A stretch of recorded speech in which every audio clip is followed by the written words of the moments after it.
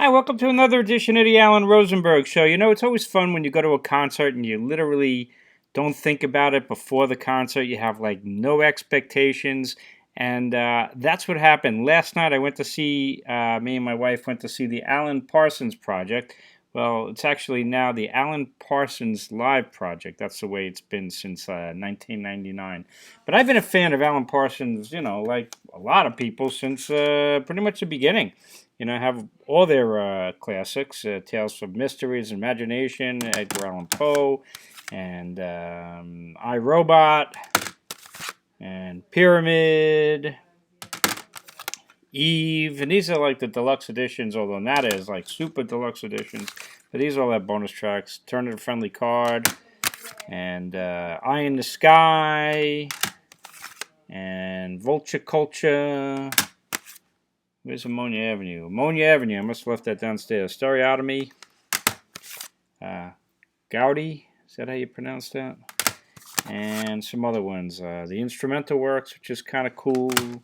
And the Definitive Collection. An excellent 2 CD collection. It's my go-to. And one here called the Alan Parsons. Alan Parsons, The Very Best Live. So that's a good one as well. I picked up one last night at the concert, which I am really excited about. This is a 2 CD DVD, One Note Symphony Live in Tel Aviv. And the idea of Alan Parsons with an orchestra, a symphony orchestra, sounds amazing to me. So I'm very excited about hearing that. I bought that last night at the show. So last night I went to Westbury Music Fair on Long Island. It's a small venue. It's normally in a round. The stage spins, but they only sold about 3/4 of it last night, so it didn't spin. And I had fifth row center. And that's what the tickets. I actually got tickets, which is very exciting for me. Fifth row center right there. Tickets were actually more than I remembered. I bought them $91.50 plus a whopping $15.50 in service charges, and I went there in person to pick them up. So go figure. Anyway, Alan Parsons Live Project. Let's go through it. I took a bunch of photos. So you know the story. The original Parsons Project started in '76 and ended, around like '87, '88. And then that was the split between Alan Parsons and Eric Wolfson, the two main creators, songwriters, arrangers, producers. And then Alan Parsons created the Live Project around 1999.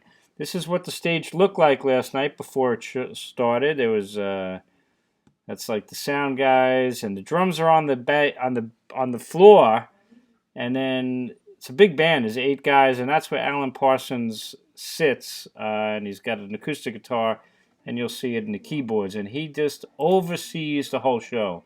And hopefully you could see some of these pictures. I do not have the best camera. There's Alan Parsons on acoustic. There's his keyboard. It's an 8-piece band that I guess he's had for a very long time. You got P.J. Olson, who is the lead vocalist. That's him right there. He is very exciting. He's a dynamic front person. He's all over the stage and gets the crowd going. I was expecting a very mellow kind of an evening, and it was very upbeat. It's an amazing band. That's the bass player right there, Guy Erez. There's Alan Parsons, and I'll show you some more pictures. There's a better shot. That's the lead guitarist right there. Who's that? Dan Tracy, I believe. This guy is the other lead vocalist. They all sing, so there's a lot of vocalists, but he was the other main vocalist, and he also plays saxophone. That's Todd Cooper. There's the keyboard player, who is Tom Brooks, and there's Alan Parsons again. That's a good shot. Hopefully you can see that okay. That's the other guitar player, which I believe is Jeff Coleman. So he's pretty much playing a Fender the whole night. The other guy's playing a Les Paul. So you get good, there's the drummer. And the drummer is Danny Thompson. So that's what they look like. There's a saxophone. They are as tight as a drum, man. They really, really sound incredible.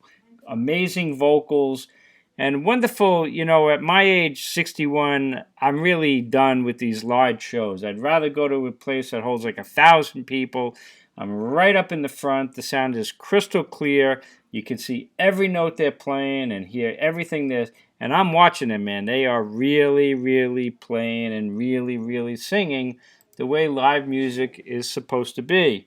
And there's a pretty good shot. 1, 2, 3, 4, 5, 6, 7, 8 guys on the stage.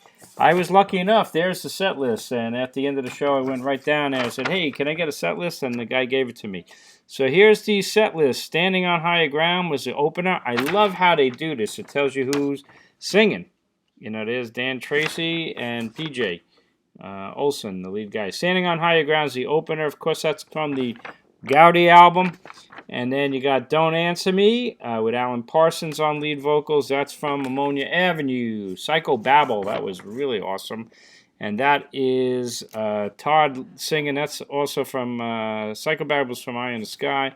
Time, that was like the highlight. He actually got a standing ovation, which he totally deserved. That was PJ.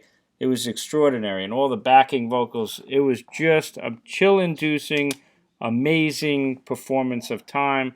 That was from Turn of the Friendly Cards. And then they did a twofer of Breakdown and Raven. And Breakdown, of course, is from iRobot, and Raven is from the Edgar Allan Poe album. Then you got I Wouldn't Want to Be Like You. That was really awesome. That's from iRobot. La Sagrada Familia, which I didn't really remember. That's from the Gowdy album. That's one of those albums that I have it, but it's just not one that was a big hit for me. And that was excellent. Don't Let It Show closed out the first half of the show. That was amazing. That's from iRobot. They took a break, came back, did the One Note Symphony. That is a new song for me. I was unfamiliar with that, and that's from one of his recent releases, I think The Secret. Damned If I Do. That was fun. That's from Eve, if I remember right. Limelight, classic song. That was just great. That's from Stereotomy. And Can't Take It With You, the only song I believe they played all night from Pyramid, which is interesting because they just released this mega box of Pyramid. That's the only track they played from that. Then they did Primetime with Alan Parsons on lead vocals. That's from Ammonia Avenue. And then, of course, the classic Sirius and Eye in the Sky with Alan Parsons on vocals. That, of course, is from Eye in the Sky. Duh. Then you got Dr. Tar and Professor Feather. That's how you pronounce it. That's from Tales. And then it ends with Games People Play, classic from Turn of the Friendly Cards. They played roughly close to about 2 hours, and it was phenomenal. Absolutely loved it. It was just great. So I'll show you some more pictures. That's exactly what they look like. Sometimes this curtain would have some effects on it. They would do changing of the lighting. That was the break, and I went up, and there you could see the set list, and this is what the stage looked like. And then they came back, and they're just like normal guys, They just great interaction. They would just look like they were having the time of their life up there. Alan Parsons just kind of stays back there, does his thing on the acoustic and some keyboard, and is running the show, but it's really a band performance, and tight as a drum. There was the audience. You can get a feel for the size of the place, and at one point, I think maybe it was Limelight, they had people, with their phones, so it was a nice effect. They all sing, just great harmonies, a little bit of a light thing right there. Just tremendous. I can't tell you how great they were. I just loved it. There's a Gibson Les Paul. That guy smoked it on guitar. They all did. They were just amazing. So that's kind of a cool shot. And there's Alan Parsons leading the show in the back. And that's it. The Alan Parsons Project. How do you describe them? I'm not exactly sure. They're certainly progressive, obviously, but they're really melodic and tuneful and hit singles. How do you describe Alan Parsons? It's an interesting concept. It's kind of like it always reminded me of like the Moody Blues. The Moody Blues, of course, are progressive, but they're different. Nobody sounds like the Moody Blues, although the Moody Blues, of course, have all of that mellotron. Alan Parsons, nobody really sounds like Alan Parsons. you know, it's like an Asia thing. You know, they're progressive, but they're popular. And Asia's actually, I think, more progressive than Alan Parsons.